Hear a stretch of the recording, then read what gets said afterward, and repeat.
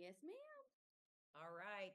Thank you all for joining. We're going to go ahead and just jump right in.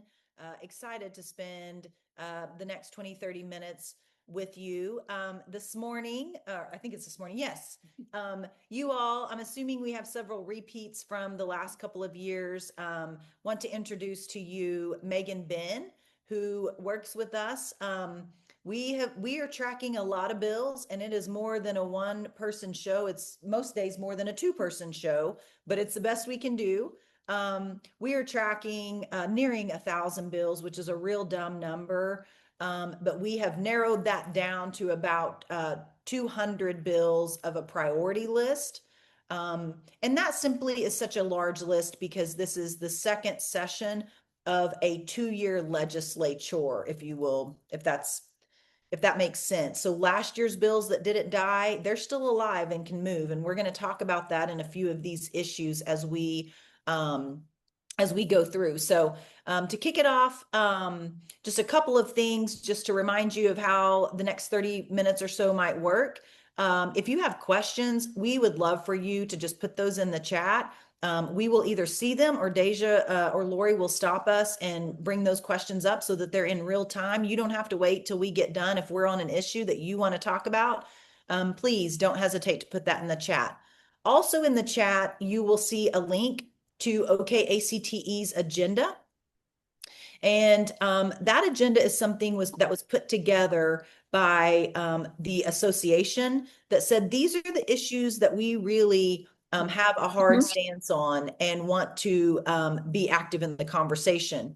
And most of you will know that the legislature has a mind of its those own. are the ones that I was trying to. None of them came through. They will each legislative session takes a path sometimes that is unknown to us. And so what we really want to talk about today are the issues that we're fighting either for or against in real time right now today. Megan and I are here at the Capitol. We are here every Monday through Thursday as long as legislators are here. And of course, they go home on Friday. So any questions about any of that? I do encourage you to go look at our legislative agenda. If not, we're going to jump right into some big issues that we're facing currently. So for about the 4th year in a row, we have to talk about graduation requirements. We're so sick of saying those two words, but the issue just won't go away. Just to remind everyone, 2 years ago, we passed a big comprehensive graduation plan that goes into effect for the 8th graders this year, the graduates of 2030. That really gave them some flexibility. There's a lot of conversation around still that 3rd and 4th year math, what qualifies, what doesn't qualify, whether we're talking about one of our career tech programs, either at a high school or at a tech center, or we're talking about those abilities for the local school districts to decide what fits those 3rd and 4th year math. So we are working through that. We're hoping there aren't any bills that make it out that adjust it before we actually see what happens with this new process. I think there's a little bit of scare factor for these legislators because we all know that sometimes the known evil is better than the unknown who knows what, right? Well, we fully believe what we're going to see with these 2030 graduates is they're on a path to do exactly what they're intended to do, what they want to do, and we're not hindering them to get there. We're not sending everybody to career tech. We're not sending everybody to higher ed. We're allowing these students to decide what that looks like. And we're going to continue fighting that and making sure that students have what we've been saying, an on and off ramp to make adjustments in their schedule and not just headed in one direction. Exactly. And I think that, just to make sure that we can kind of let this play out, not reverse what some of the good things we've done on this while it's just getting started and students and schools are really able to implement it to give kids all different ways to based on what their needs are going to be later. Another issue on education that is out there and has been discussed in the press and by other policymakers is the number of instructional days, which I know impacts any of you who have with your K-12 partners. So There's a bill by Chairman Chad Caldwell to increase the number of instructional days in our schools to 185 days. We're currently at 181 or 10,100 hours. So it would increase the number of hours by that certain extra number of days. And then the Senate has a bill saying you have to have 170 in-person days, not including professional development, not including parent-teacher conferences, 170 in-person days, or else school districts would not get funded for their flex benefit allowance. I do believe that the House bill on that, the Chad Caldwell bill, has now been moved away from his top priority list. So every House member can only push forward 8 bills on their own.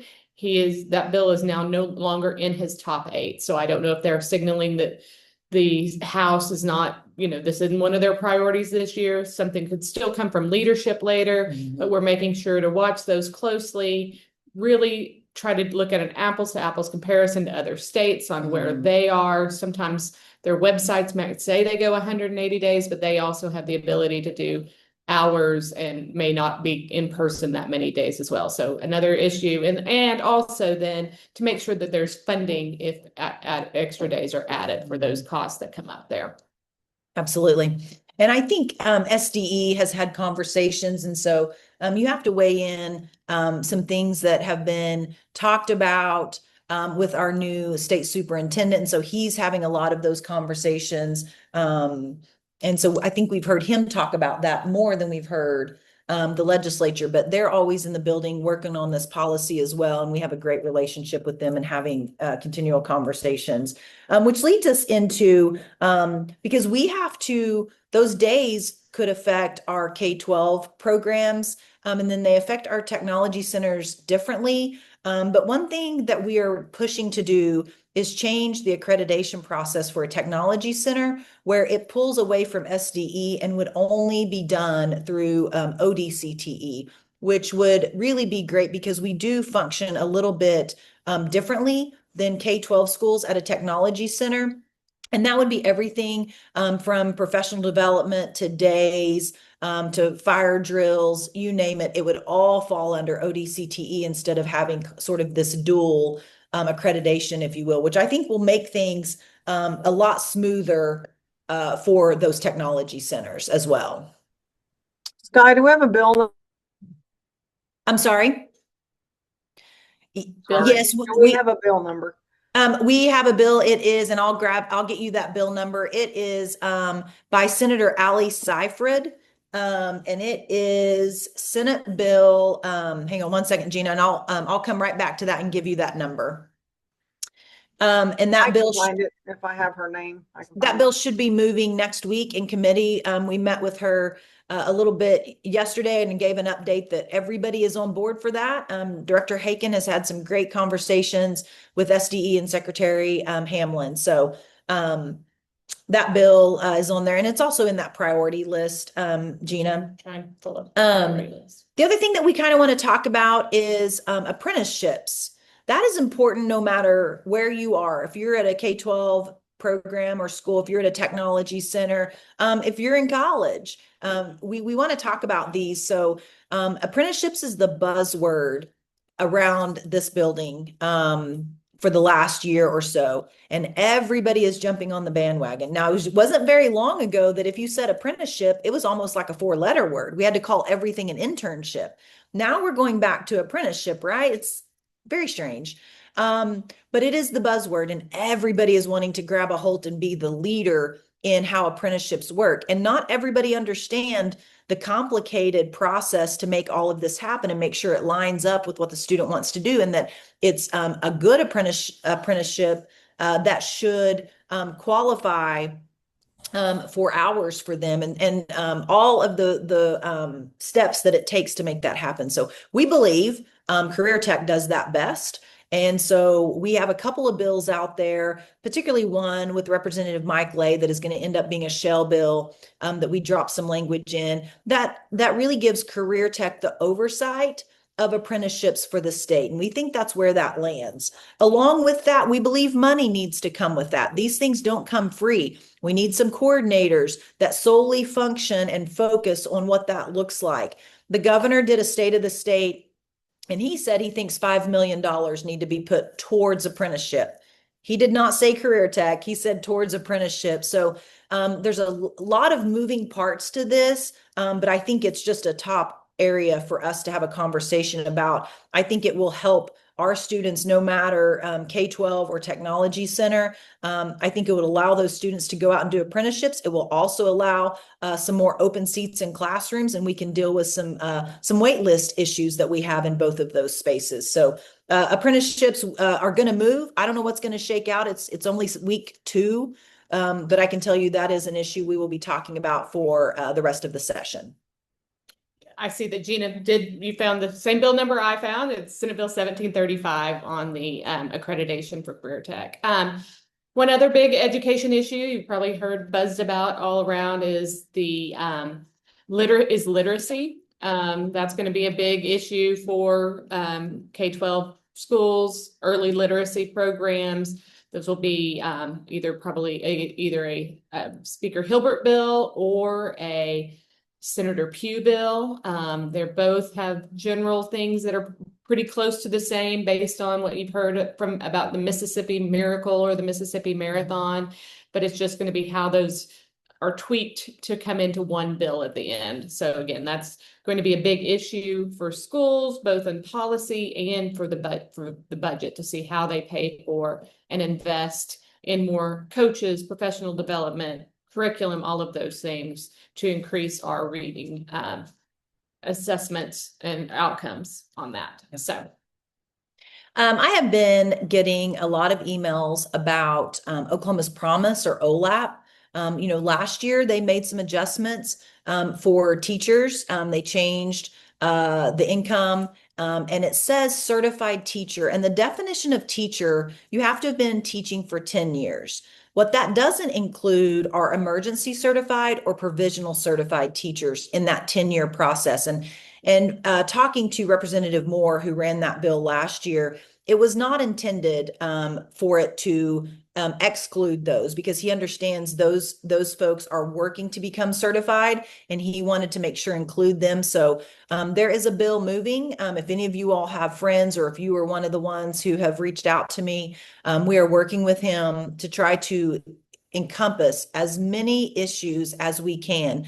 One of the issues is adoptive parents. Those adoptive parents were being turned away for some reason, which I'm still baffled by why they would be turned away. They are clearly the parent.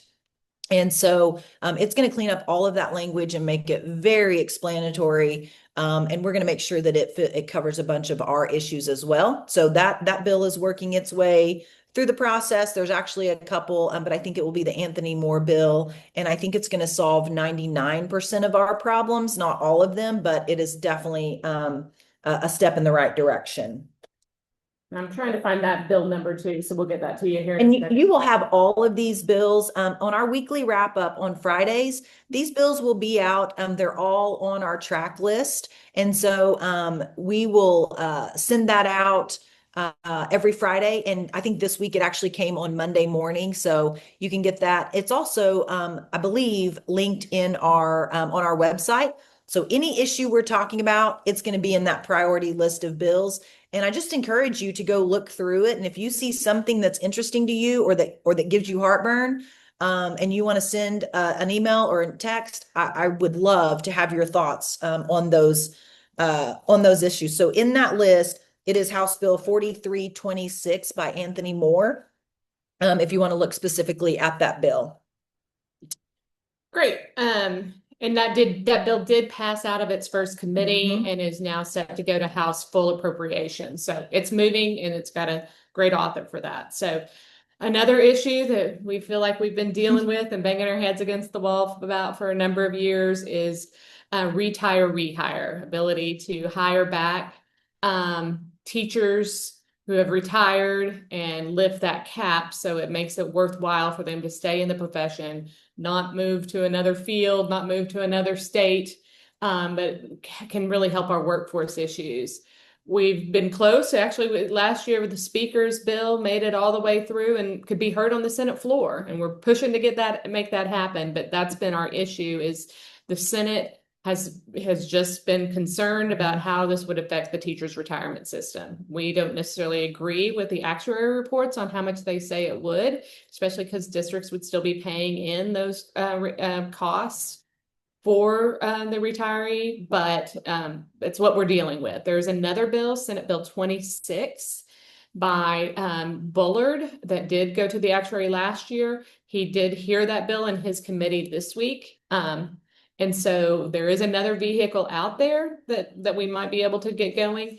But again, it's going to be, sometimes they make it out of the committee, but making it to the floor is another issue that we've had issues with in the past. There are some other ideas that we're talking about to just keep the issue out there. Maybe you make it smaller. Maybe you do a totally different type of program. Maybe you have it just talk, with the literacy issue. Maybe you bring people back just to help on some of those things. So again, we're looking at every angle to finally get this bill in some way across the finish line. Yeah. So the process on that is you file a retirement bill this year, and it goes to the actuary.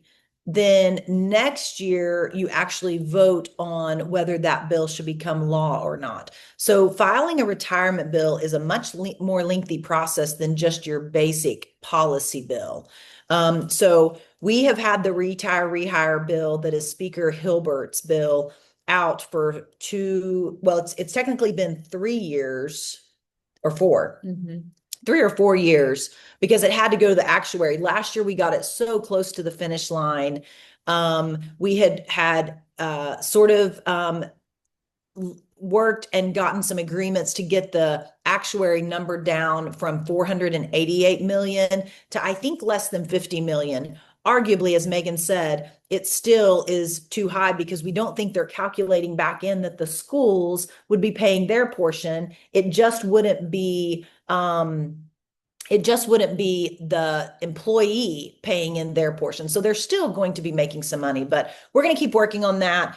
We also may drop some language in another bill to send to the actuary in case we don't get retire, rehire across the finish line. It just puts us ahead of the game next year. But Megan and I, our first choice is to get that bill that is sitting in the Senate ready to move, getting that thing moved. But just to be fairly honest, it is a very heavy lift. The Senate is real dug in and the House is ready to roll. And sometimes you just have that where one chamber is ready to roll on an issue and the other chamber is dug in.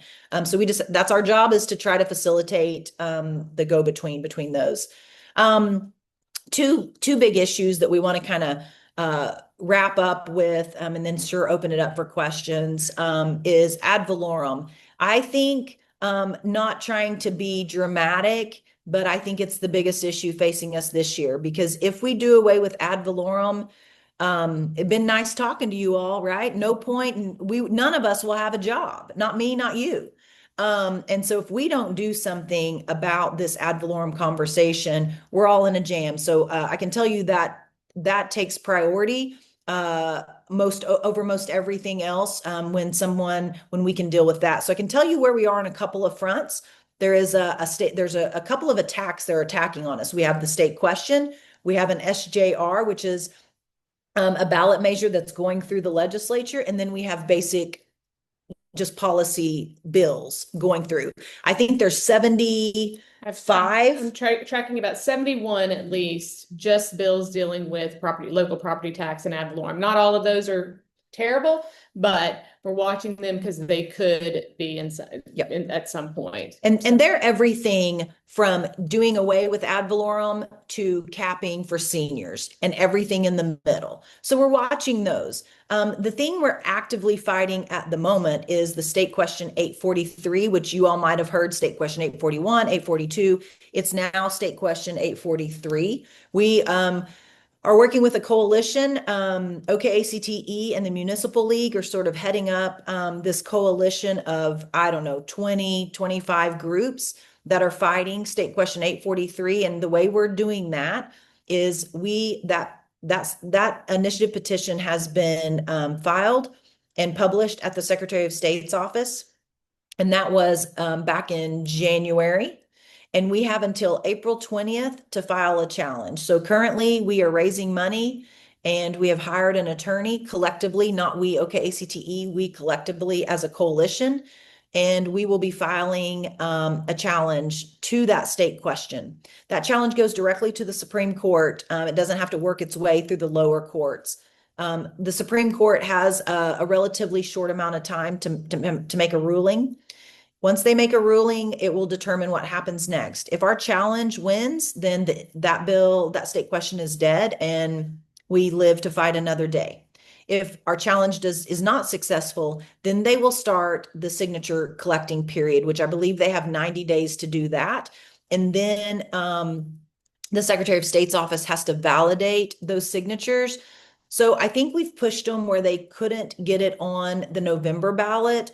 But either way, I don't care if it's November this year, November next year, anytime in between. If that gets on the ballot, it will most assuredly pass. And that is concerning. So we're going to try to kill it before it gets on the ballot. We'll see what next steps are after Supreme Court makes a ruling. From there, we have some an SJR and some bills that we're just going to be following. I think the Senate and the House will take an overall position and they will narrow those down. They won't let all 71 go through the process. Leadership is being very aware that letting this go through affects not only schools, but it affects county roads and bridges, fire, IMSA, ambulance services, emergency medical. It affects libraries. The list goes on and on. It's not just we in school, you know? So we are working really diligently with that group. And again, I want you to know that this is issue number one for us, because if this passes, again, it doesn't matter what else we get done, it won't matter. So. And that goes right into the whole overall budget situation. And that's why I do think that if the legislature does have a say in it, they will try to scale a property tax issue back, because they know they cut schools, career tech, some of these other services. People are just going to have to be coming to the state budget for those funds to keep services, core services being offered across the state. But because of all of those things, it really seems like the budgeting process is getting going a lot earlier than it has been in previous years. Really, a lot of times we don't really have a lot of those big discussions until April, but a lot of things are moving. They want to get out of here earlier. They don't want to be here till the end of May. There's a lot of people who have statewide races, campaigns, and local races, and with the June primary, they want to be done as soon as possible. So tomorrow, the Board of Equalization will meet to give the legislature their final official number on how much money they have to spend. At the preliminary meeting in December, it showed that they have about $700 million less to appropriate this year than they did last year. What's interesting about that is that their state revenue is actually up about $338 million for the whole year, but they expect that to happen. But we spent so much money in cash last year that we had sitting around that we still have less money that's available to be spent, because we spent so much of the cash last year. So I think that's going to be interesting. But Sky, everybody having lots of discussions about our needs, our priorities, and while they say they have $700 million less, they still do have cash out there. And we know that where there's a will, there's a way. And if they make it a priority, they find the funds to fund things. So absolutely.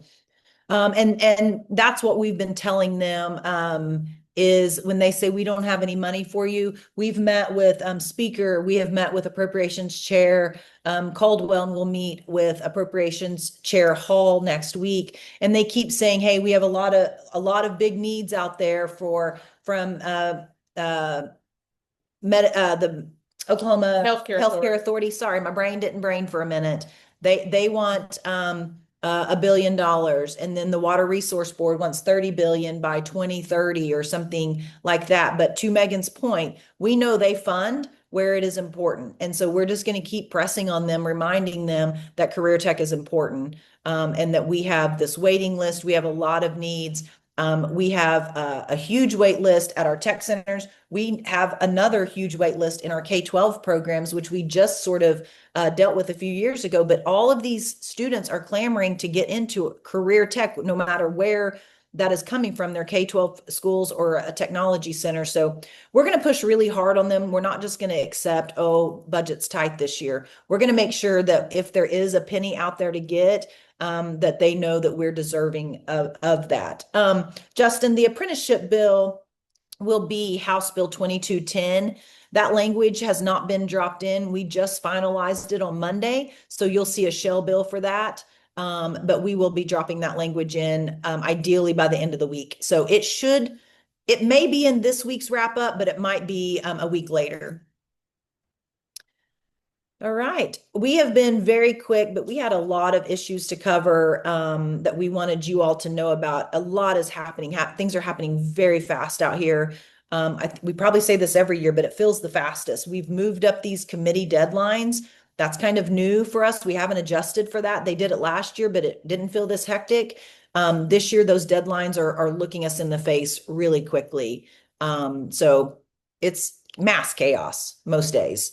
But any questions or comments or other issues you all want to talk about? We're not limited to just this. We'll try to answer questions.